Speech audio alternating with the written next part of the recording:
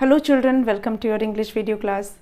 Children, I hope you all are watching the videos, you all are completing your exercises of grammar book because nowadays we are doing grammar.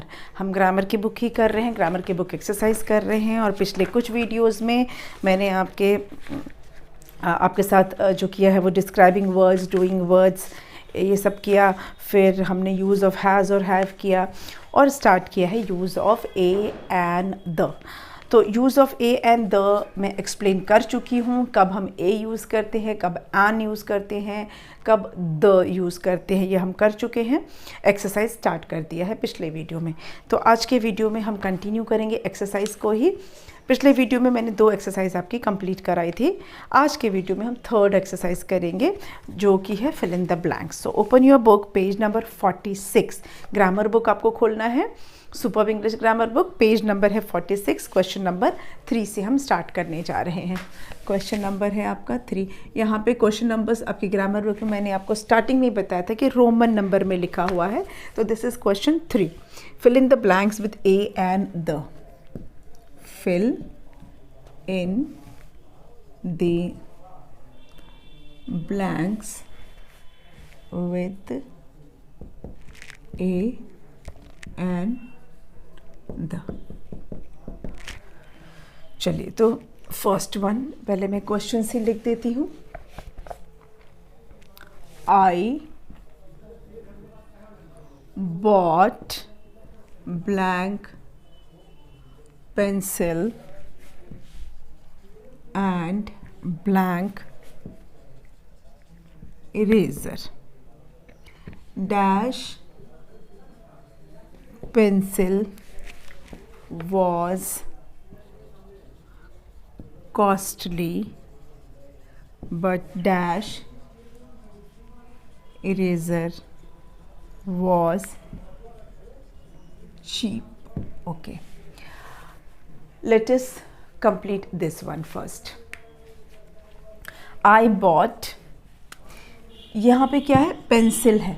Pencil का spelling किससे start हो रहा है? P से start हो रहा है। P is consonant, P consonant है और पेंसिल कितनी है? एक ही पेंसिल है और स्पेलिंग कॉन्सोनेंट से स्टार्ट हो रहा है। तो यहाँ पे क्या आएगा? अ। I bought a pencil।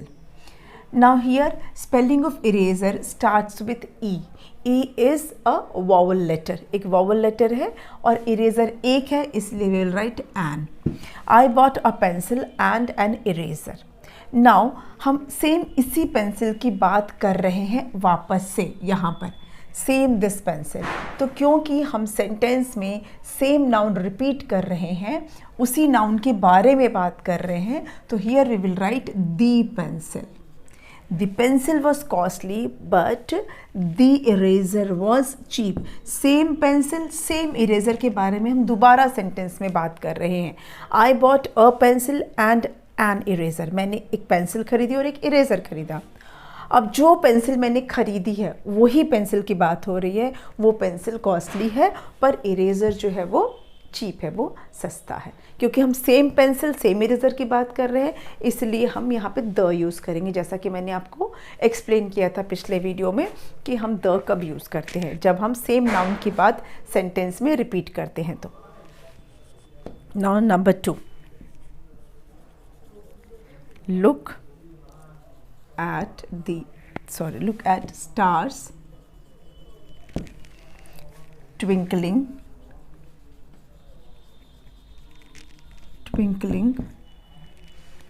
in blank sky। Look at blank,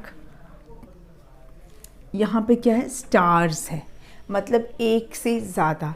ए और एन तभी यूज़ करते हैं जब नाउन सिंगल होता है। तो यहाँ पे नाउन तो सिंगल नहीं है, तो हम लिखेंगे the. Look at the stars twinkling in, यहाँ भी द लिखेंगे। क्यों यहाँ पर ए और एन नहीं लिखेंगे? क्योंकि स्काई तो एक ही है। तो हम ए और एन क्यों, ए या फिर एन क्यों नहीं यूज़ कर रहे? क्योंकि मैंने आपको बताया था कुछ चीज़ें जो यूनिवर्स में सिर्फ एक हैं, जो यूनिक हैं और एक ही हैं उनके लिए हम द यूज़ करते हैं, जैसे कि the earth, the sun, the moon, the sky, इसीलिए यहाँ पे द आएगा। Look at the stars twinkling in the sky. In a sky मतलब एक आसमान में, तो क्या और भी कोई आसमान है क्या, और भी कोई आकाश है क्या? एक ही आसमान है ना।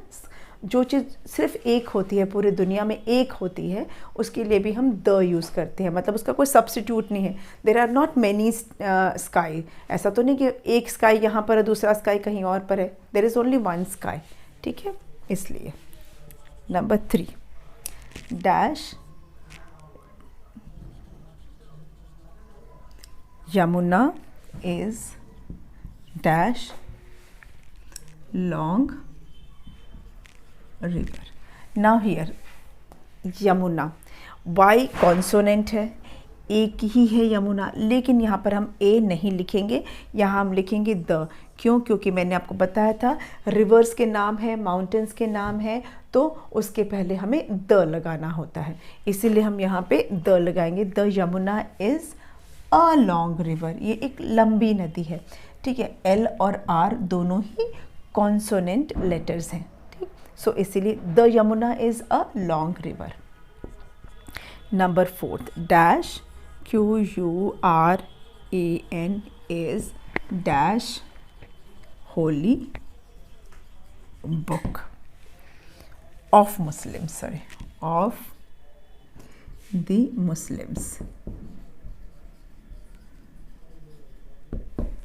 अब यहाँ पे होली बुक्स की बात हो रही थी, मैंने बताया था बुक्स के नाम के पहले भी हम द लगाते हैं।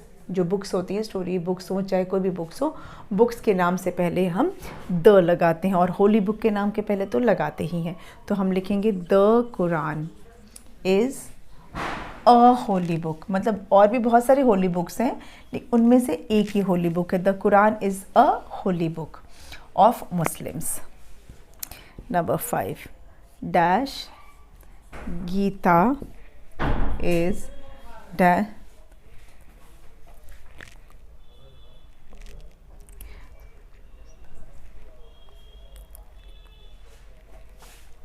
Holi book of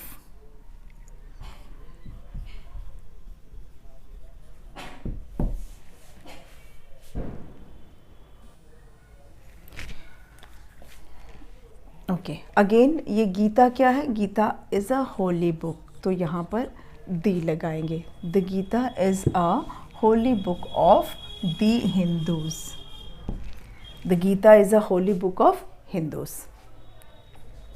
number 6 dash monkey and dash crocodile, no, not alligator, were friends।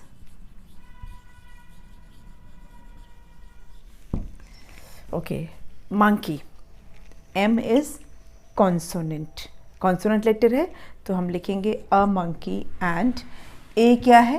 Vowel है, वॉवल लेटर है, तो यहाँ लिखेंगे एन। और मंकी भी एक है, एलिगेटर भी एक है। A monkey and an alligator were friends, ठीक है। इतना नोट कर लीजिए, तो फिर आगे करते हैं। आपको करना है ग्रामर बुक में। Let's move on to next sentence.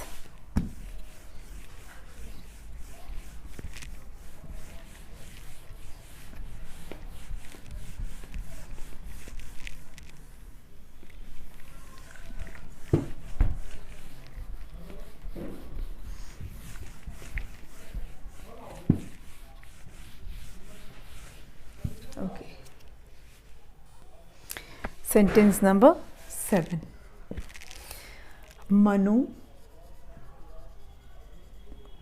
has blank computer, he plays games on blank computer. Now Manu has a computer. क्यों अ? क्योंकि C is a consonant letter. So Manu has a computer, एक computer है। He plays games on the computer. अब आपको समझ में आ गया कि द यहाँ क्यों लिखा है? इसलिए द लिखा है क्योंकि हम सेम कंप्यूटर, यही इसी कंप्यूटर की बात हो रही है कि मनु के पास एक कंप्यूटर है और वो इसी कंप्यूटर पर गेम खेलता है, इसीलिए सेम हमने नाउन को रिपीट किया है, इसीलिए the. Number 8, I am dash Indian, I salute dash flag of India. Okay, so I am an Indian. क्यों? I is a vowel, so I am an Indian. I salute the flag, क्योंकि flag भी एक है, बहुत सारे flag नहीं है India का, इंडिया का एक ही flag है, तो इसीलिए the flag. I salute the flag of India. Number 9, dash sun rises in dash east. अब यहाँ पे सन की बात हो रही है। सन क्या है? मैंने बताया था कि sun, moon, sun, star, sun, moon and sky के लिए हम द यूज़ करते हैं। क्यों? क्योंकि वो यूनिक है, दुनिया में, पूरे यूनिवर्स में वो एक ही है। यूनिवर्स में नहीं, मतलब पूरे हमारे जो हमारे लिए तो एक ही है ना, तो यूनिक है, वो एक पीस है, इसलिए। तो the sun rises in the east, direction भी एक, बहुत सारे ईस्ट डायरेक्शन नहीं है, एक ही ईस्ट डायरेक्शन है। The sun rises in the east. अच्छा, ये सेंटेंस ग्रामेटिकली तो सही है, पर मैं आपको बताना चाहूँगी कि मीनिंग वाइज, मैं आपको ईवीएस में भी बता चुकी हूँ वैसे ये चीज़, कि हम अक्सर बोलते हैं कि sun rises in the east, sun sets in the east, which is grammatically correct sentence है, लेकिन इसका मीनिंग देखें तो करेक्ट नहीं है, बिकॉज सन राइज भी नहीं होता है और सन सेट भी नहीं होता है। It is the earth that moves around sun, और इस वजह से हमें वो राइज या सेट होता हुआ दिखता है, पर एक्चुअली में वो ना राइज होता है ना ही वो सेट होता है, ये ध्यान रखना है, ठीक है। तो ये हमारा 9th सेंटेंस हो गया। Moving on to the 10th one, dash Rajdhani express is dash very fast train.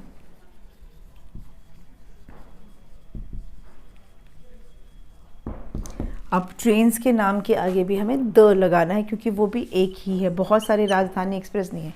The Rajdhani express is a very fast train.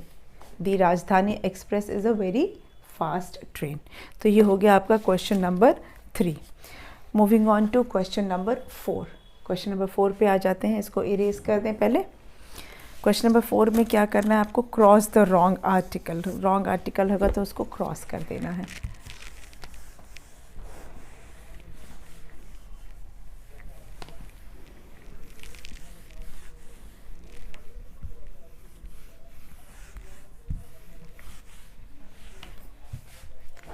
Question 4. Cross out the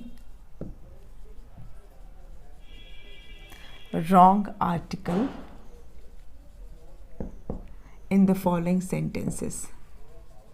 In the following,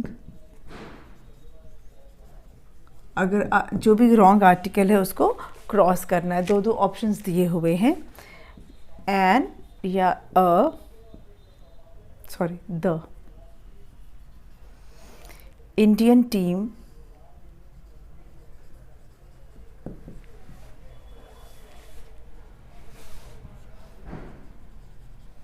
one the match.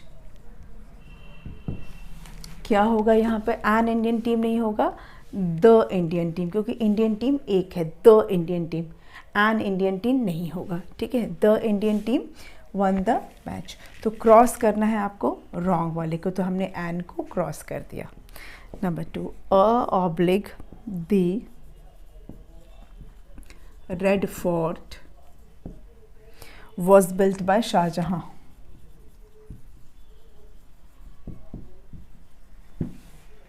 Shahjahan. Shahjahan कौन थे? शाहजहां एक मुग़ल बादशाह थे, Mughal emperor थे। उन्होंने red fort को बनवाया था। तो अ रेड फोर्ट या the red fort? Children, the red fort, क्योंकि रेड फोर्ट एक मॉन्यूमेंट है। बहुत सारे रेड फोर्ट्स नहीं है कि उनमें से एक red fort, only one red fort. So the red fort. Monuments, historical buildings जो होते हैं उनके नाम से पहले हम द लगाते हैं, ठीक है। नंबर 3, एन या अ hen lays eggs। तो यहाँ पे आएगा एन, नहीं सॉरी, अ hen, एन हटाएंगे अ, क्यों? क्योंकि एच जो है वो कॉन्सोनेंट है। A hen lays eggs। Number 4, the या an earth is our planet. क्या आएगा यहाँ पर? यहाँ पे द आएगा और एन क्रॉस होगा, क्योंकि दी अर्थ होता है, एन अर्थ नहीं होता है। फिर उसके सारे प्लैनेट्स के लिए आप द लगाओगे, the earth, the sun, the Mercury, the Venus, the Mars, the Jupiter, ठीक है। सिर्फ अर्थ के लिए द नहीं लगेगा, सारे प्लैनेट्स के लिए द लगाएंगे। फिर the oblique an fairy had a oblique an magic wand।